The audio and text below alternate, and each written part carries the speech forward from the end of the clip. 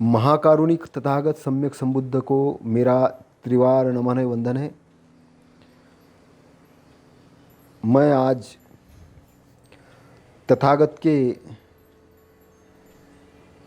जीवन से संबंधित कुछ उनके वैचारिक क्रांति से संबंधित और विश्लेषणात्मक ज्ञानवर्धक बातों से संबंधित कुछ महत्वपूर्ण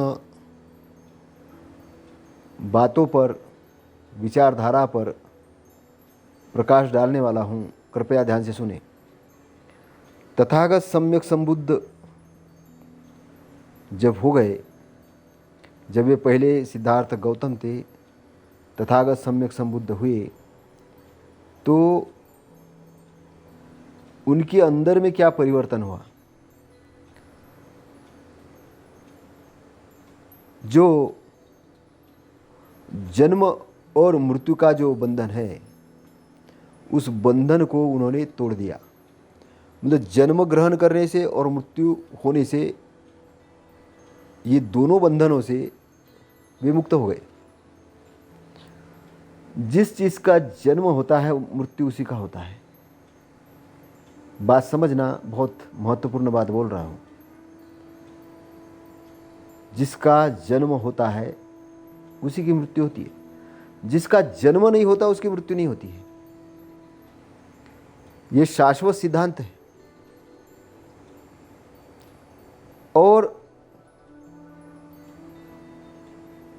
जन्म किसका नहीं होता है और मृत्यु किसकी नहीं होती?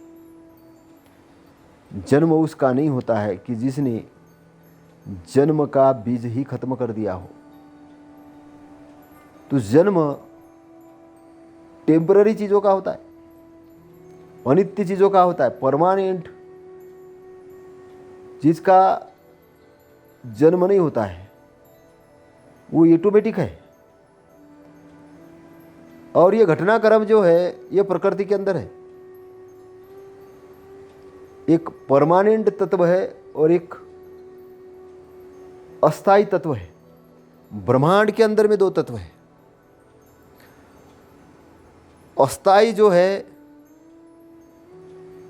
नाम और रूप। नाम और रूप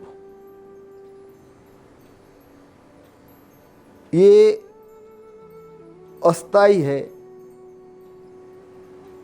परमानेंट जो तत्व है नाम और रूप से परे है।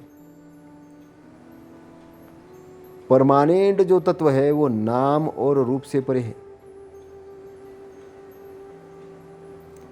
तो जो मैं कहना चाह रहा हूं कि तथागत ने सम्यक संबोधि प्राप्ति की। कौन सी सम्यक संबोधि प्राप्ति की? उन्होंने जन्म मृत्यु के बंधन पर विजय प्राप्त की।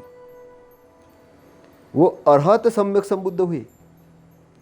और जब व्यक्ति अरहत सम्यक संबुद्ध होता है, इनलाइटमेंट को प्राप्त होता है, वो महान विद्वान हो जाता है। महान विद्वान हो जाता है। आर्टिफिशियल विद्वान नहीं। आर्टिफिशियल विद्वानों की इधर भीड़ लगी है। अपने सामने डिग्रियां लगा के श्री श्री श्री बहुत सारी ऐसी डिग्रियां लगाते हैं और बोलते हम तो तर गए हैं, हम तो तर गए हैं, आपको भी तारने के लिए आएंगे। बोले तारने का तरीका क्या है? तरीका कुछ नहीं है कि खुद को ही नहीं पता तो दूसरों को क्या बताएंगे। गुमराह करने वाली एक जमात विश्व के अंदर तैयार हो गई है। इसलिए उन रटंत तोताओं से सावधान हो जाओ, क्योंकि वो तुम्हें जिंदा जिंदा खत्म करने वाले हैं। इस धरती पर तुम्हारा जन्म जो हुआ है, वो केवल और केवल इसलिए नहीं हुआ है कि तुम अज्ञानी होकर मर जाओ। इसलिए नहीं हुआ है। अगर अज्ञानी होके ही मरना है तो जिंदा होने की जरूरत नहीं थी, इस जन्म में आने की जरूरत नहीं थी। संपूर्ण ब्रह्मांड के जो अच्छी चीज़ें हैं ये आपके लिए वो काम करने के लिए तैयार है कि आप मुक्ति के पथ पर चल सको। लेकिन उसके लिए आपको एक गुरु की ज़रूरत है। दुनिया में लोग पद, प्रतिष्ठा, धन धान्य सब पाने के लिए सर्वस्व त्याग कर देते हैं, लेकिन जहाँ बंधनों से मुक्ति की बात आती है तो वहाँ उन्हें ये बोल दिया जाता है कि वो काम आपका नहीं, हम करवा देंगे आपके लिए। मतलब बात ऐसी हुई कि कोई ये कहता है कि आपको नदी में उतरने की ज़रूरत नहीं है, समुंदर में उतरने की ज़रूरत नहीं है, पानी में उतरने की ज़रूरत नहीं है, बगैर उतरे ही हम आपको तैरना सिखा देंगे। तैरने के ऊपर हमारे पास शास्त्र है, और तैरने के ऊपर शास्त्र है। आप बढ़िया ऐसी रूम में बैठ के तैरने का शास्त्र सीखो। आज ऐसे बाबाओं की भरमार है, लेकिन तथागत ऐसे नहीं थे। तथागत ऐसे नहीं थे, भ्रम में डालने वाले नहीं थे। तथागत प्रैक्टिकल थे। जो उन्होंने जीवन में जाना, जो अनुभव किया, जिसका प्रैक्टिकल किया, जिसके उन्होंने रिजल्ट देखे, वही बात उन्होंने कही। ध्यान देना, मैं जो कहना चाह रहा हूँ वही बात उन्होंने कही। अनित्य जग को, दुनिया को अनित्य देखा, नित्य को नित्य देखा। पृथ्वी को मैं पृथ्वी के समान समझता हूँ, लेकिन पृथ्वी के लिए मेरी आसक्ति नहीं है। मैं पृथ्वी पर मालिकाना हक नहीं चाहता हूँ, मैं उसका उपभोग करता हूँ। उन पेड़ों का, पौधों का, फलों का, उसके रस का, उसके गंध का मैं उपयोग करता हूँ, लेकिन आसक्ति नहीं है। क्योंकि मुझे ये पता है कि मेरे लिए पृथ्वी टेम्पररी है, मुझे इसको छोड़ के जाना है। ये तथागत जानते थे, अरहत सम्यक संबुद्ध है इसलिए जानते थे। तो तथागत का जो तरीका है, सोचने का तरीका अनुशासनात्मक है, व्यर्थ बातें नहीं सोचते हो, और कोई भी बात जो उद्देश्यपूर्वक नहीं है उस पर बात भी नहीं करते। वे काज और इफेक्ट के लॉ को बहुत अच्छे से जानते थे, और इसीलिए उन्हें तथागत कहा जाता है। जो जैसा बोलता है वैसा कार्य करता है, जैसा सोचता है वैसा बोलता है। कहने का मतलब वेल डिसिप्लिन, संपूर्ण डिसिप्लिन, संपूर्ण जागृत व्यक्ति तथागत कहलाता है। और सम्यक संबुद्ध, बुद्ध बहुत हुए, लेकिन सम्यक संबुद्ध एक बड़ी डिग्री है, बड़ी उपाधि है। जो व्याख्यात करते हैं धम्म का, सही तरीके से व्याख्यान करते हैं, उसे सम्यक संबुद्ध कहा जाता है। तो दुनिया के अंदर में कोई अगर सबसे महत्वपूर्ण कोई चीज़ है तो वो क्या है? वो मनुष्य है। मनुष्य है, और मनुष्य प्रकृति के नियमों के साथ बंधा हुआ है। और प्रकृति के नियम क्या है? प्रकृति के नियम है, उसमें सबसे महत्वपूर्ण नियम है कार्य कारण का नियम। कार्य कारण का सिद्धांत, प्रिंसिपल्स उसे कहा जाता है। कोई भी घटना घटती है प्रकृति में, किसी बगैर किसी कारण के नहीं घटती। बात ध्यान से सुनना। तो कार्य कारण के सिद्धांत में तथागत ने खोज की कि दुनिया के अंदर दुख है तो दुख का कारण है, दुख का निरोध है तो निरोध का मार्ग है। और ये शोध बड़ा जबरदस्त शोध है।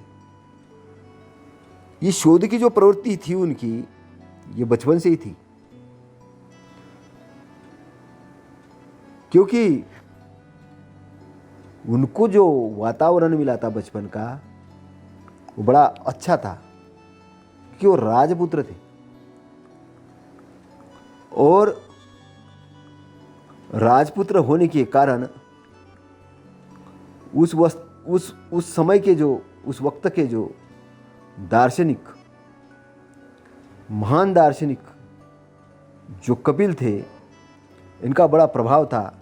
और उन्हीं के नाम के आधार पर कपिल वस्तु नाम उनकी नगरी का पड़ा था।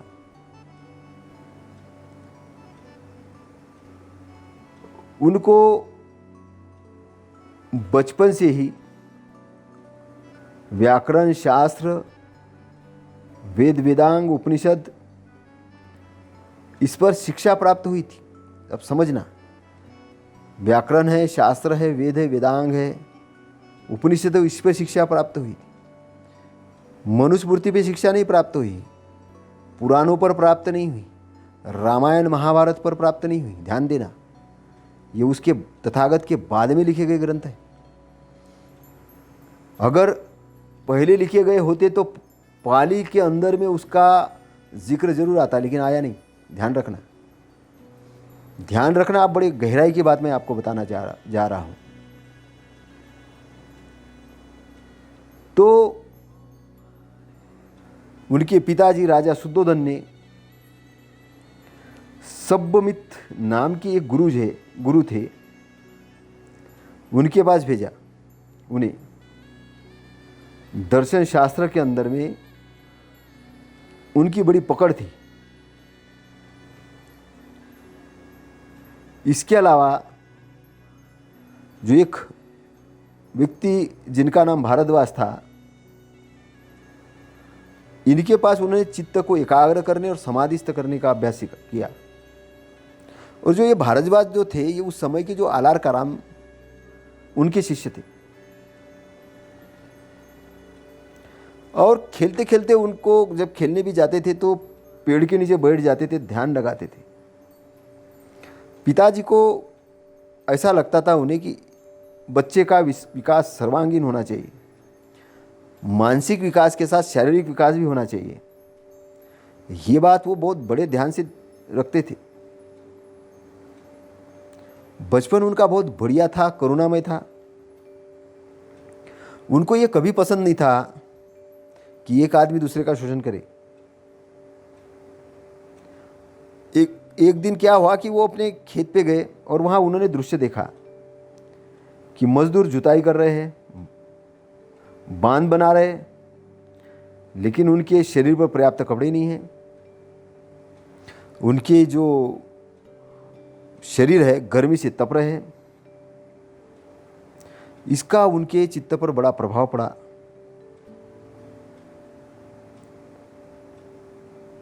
उनके साथ जो मित्र थे उनको उन्होंने कहा, मित्रों, एक आदमी दूसरे का शोषण करे या क्या ठीक समझा जाएगा?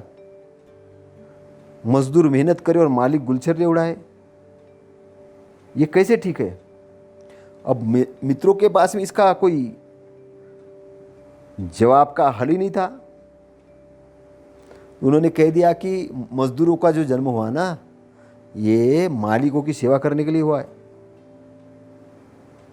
अच्छा, सिद्धार्थ गौतम जो थे ये विद्वान तो थे, लेकिन शारीरिक श्रम करने से उनको घृणा नहीं थी। अच्छा, राजकुमार थे, उसके कारण क्या था? अनेक शास्त्र, धनुष्य विद्या, इसकी उन्हें शिक्षा मिली, लेकिन वे शिकारियों के दल में कभी शामिल नहीं हुए। तो उनके मित्र उनको पूछते थे, क्या तुम्हें शेर चित्तों से डर लगता है? और वो उत्तर देते थे कि तुम लोग शेर चित्तों को नहीं मारने वाले हो।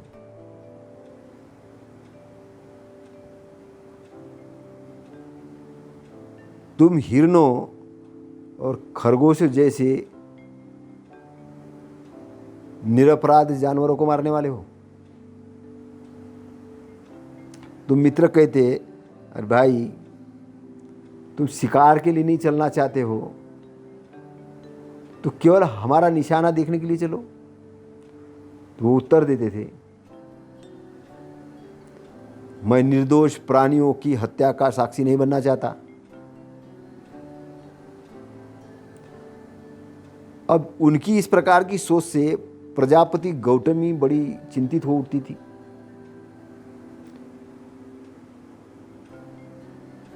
वे कहती थी, शिकारी के माध्यम से ही, शिकार करने के माध्यम से ही युद्ध की विद्याओं में पारंगत हुआ जा सकता है, क्योंकि शिकार करके ही तुम ठीक ठीक निशाना लगाना सीख सकते हो। और शिकार वाली जो भूमि है वो युद्ध क्षेत्र की भूमि है। लेकिन वे पूछ बैठते थे, मां लड़ना क्यों पड़ता है?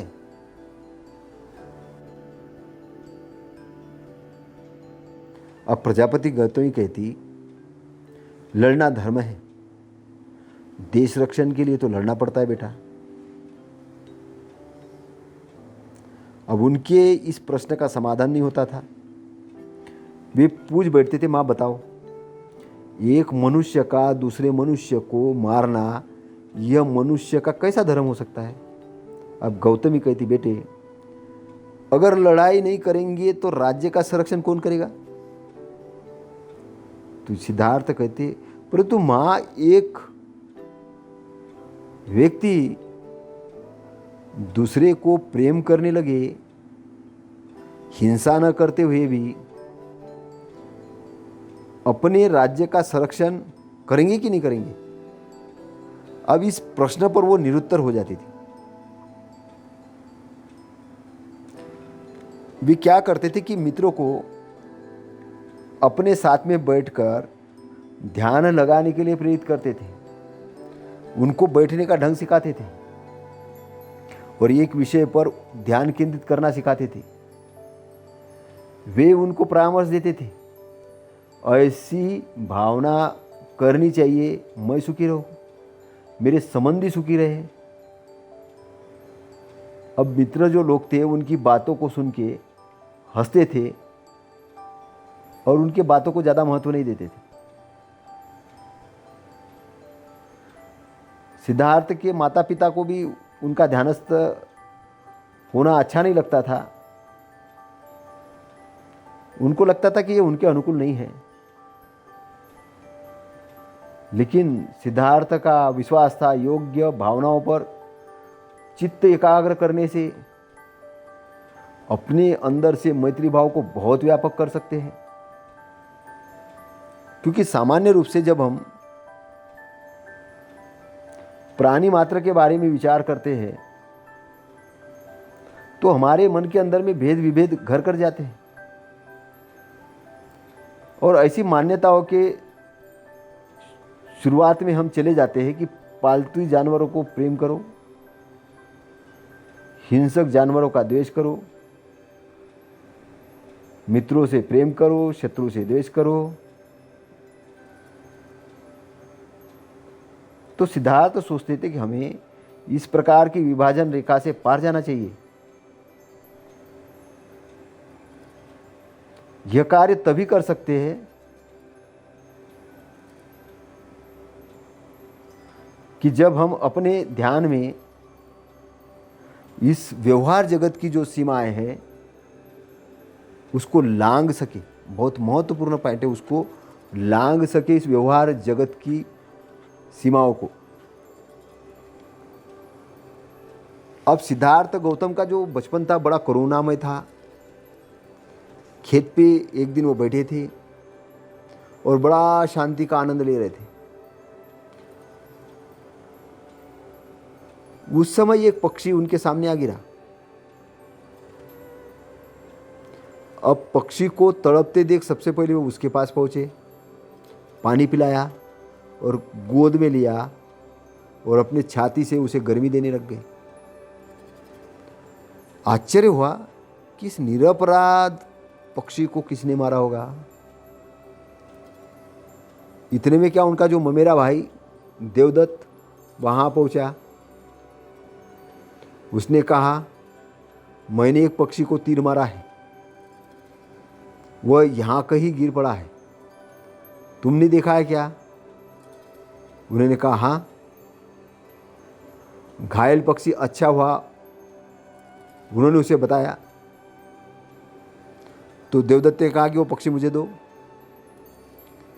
उन्होंने कहा कि नहीं नहीं, तुम्हें नहीं दिया जा सकता। दोनों विवाद करने लग गए। अब देवदत्त का कहना था, शिकार के नियमानुसार जो मारता है वही उसका मालिक होता है। और सिद्धार्थ ने इस नियम को मानने से मना कर दिया।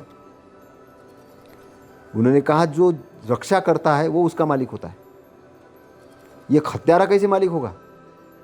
अब मामला न्यायालय तक पहुंचा। दोनों अपनी अपनी बातों पे अड़िग थे, लेकिन न्यायालय ने सिद्धार्थ गौतम के पक्ष में फैसला दिया। उस देवदत्त को बड़ा बुरा लगा और वो उसका वैरी बन गया। उनकी करुणा इतनी ज़्यादा थी कि देवदत्त को प्रसन्न करने के बजाय पक्षी की जान बचाना उन्होंने बेहतर समझा।